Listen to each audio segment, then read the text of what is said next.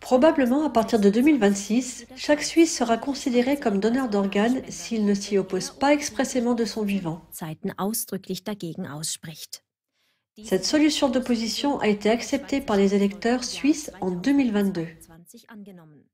Les personnes qui ne souhaitent pas faire don de leurs organes doivent le mentionner par écrit, par exemple dans la carte de donneur d'organes, dans des directives anticipées ou dans un registre électronique que la Confédération mettra à disposition avant l'introduction de la solution d'opposition. Dans le cas contraire, on est automatiquement considéré comme donneur d'organes. Les proches parents seront alors informés et pourront s'y opposer.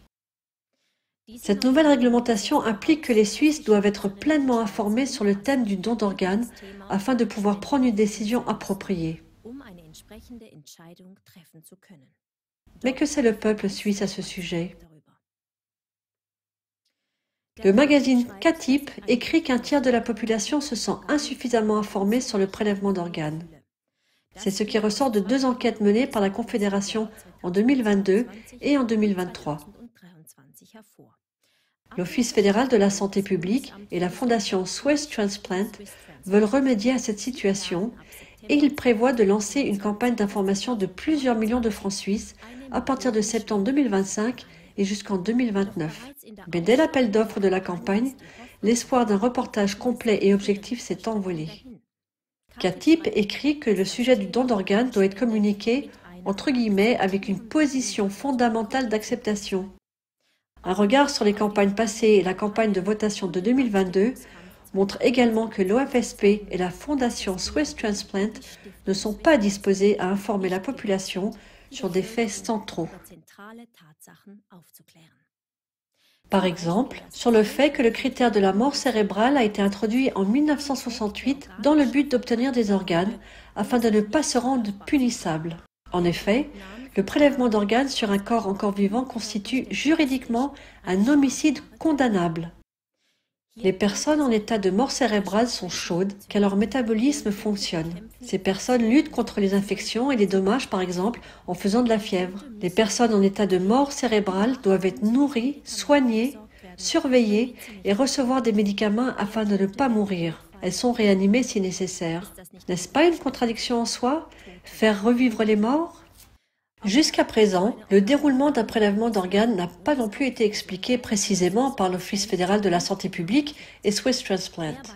Qui est informé que les donneurs d'organes reçoivent une anesthésie alors qu'ils sont déjà déclarés morts? Les morts, entre guillemets, réagissent à la douleur de l'opération. Sans anesthésie, l'incision du corps pourrait provoquer des palpitations, une augmentation de la pression artérielle, des sueurs froides, des larmes aux yeux et des mouvements de défense des bras et des jambes. Le docteur Alex Frey, vice-président de l'Organisation des médecins et infirmiers contre le don d'organes en fin de vie, a déclaré à K-Typ: au lieu d'expliquer le don d'organes de manière neutre et complète, comme le prévoit le devoir d'information des médecins, la Confédération occulte des points délicats.